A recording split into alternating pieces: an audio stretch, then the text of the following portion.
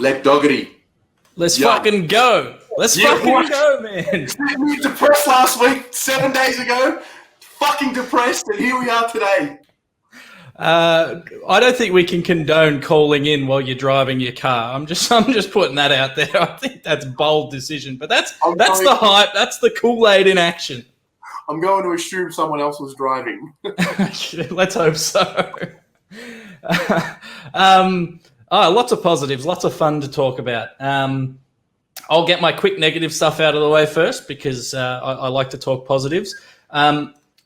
We're still look. I saw the game plan today. I saw it in action for a quarter and maybe a quarter and a half, and attacking. You know, get the turnover and just fucking run as fast as you can and get into the forward line. And why have we been fucking around trying to hit targets in the forward line? Just kick it from 60. It worked in the second quarter. We've been wasting all this time trying to bloody kick and hit targets. Just kick it from 60. Paddy down. Take a step. Kick it from 55, son.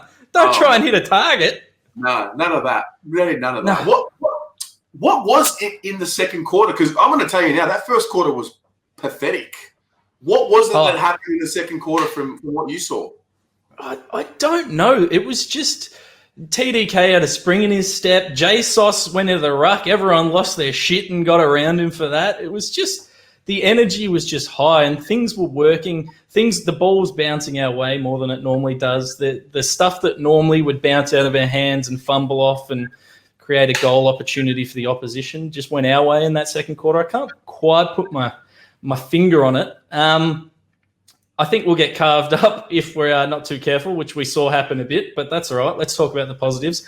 I am worried that how much the team feeds off our energy, though. I feel like and I hate these bastards, but I feel like we're the Philadelphia 76ers. Like, we all went into our shells in the fourth quarter, and you could see the players go into their shells. You could tell that they were as worried about losing as we were. But when it was working, when all the stars were going well and we trusted the process, all the number one picks were playing well, we were up and about. But yes, I am very worried how much they feed off us. So I really hope that they could move next week's game here. That'd be awesome. I don't know if that's going to happen.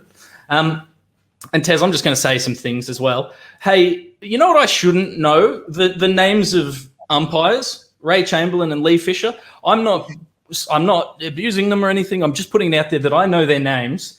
And they definitely recognize me. I think, shout out to anyone watching from home. I was apparently on the camera a couple of times on the broadcast because I was sitting on the wing. So if you find that call where Paddy Cripps on the wing got tackled and they called holding the ball, which was insanity, apparently I get a little bit of a close-up. So find that footage for me, folks at home.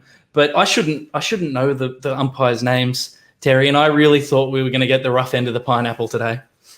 Yeah, no, well, that's right. You shouldn't know their names. I think their first quarter in particular, and that's what got me worried. I was like, oh, it's one of those days. The umpires are against us. Things are not going our way. All of these calls that were getting, that were made against us. The high fend off, was it Stocker? The high fend off into Stocker's face, and then he got done for high contact. Unbelievable. I want to go back to your comment about the fans and the nervous energy because when Tex kicked the goal to put them only down by 11, I was like, oh, fuck. And then Lachlan Scholl running into open goal, it was like I was sitting in that pocket. Mate, my life flashed before my eyes. I feel like had he kicked that goal, we're probably losing that game. Oh, there's no doubt in my mind, Tez. He kicks that goal, there's like 10, 20 seconds left on the clock. They get a clearance over the top. Tex marks, it's a goal. 100%. In every single timeline, that happens if Lachlan Scholl kicks the goal. So thank goodness Lachlan Scholl missed the goal.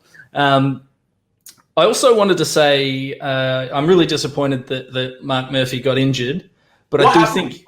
What was I'm it? not sure. I just saw him limping off. It looked like an ankle or something. I actually didn't see it, but I just happened to look up and I saw him walking off. I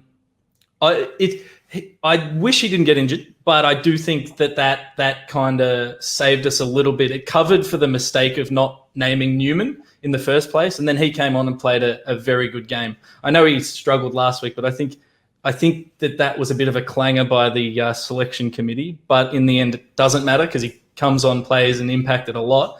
But I think Murphy going down, and I wish he didn't, but I do think it saved us a lot because we generated a lot of run and penetration through Nick Newman by the end of that game. Yeah, it's just pumped. Let's go. Liam Jones is the great. That at the end where they paid that mark to Liam Jones and he got tapped out of his hands after about 0.5 seconds. Superstars get the superstar calls, Terry. Superstars get the superstar calls. Liam Jones. 3 votes to Liam Jones. Love your work, LekDoggity. I can't wait to speak to you throughout the week. It's good to see you smiling. Thanks for having me, bro.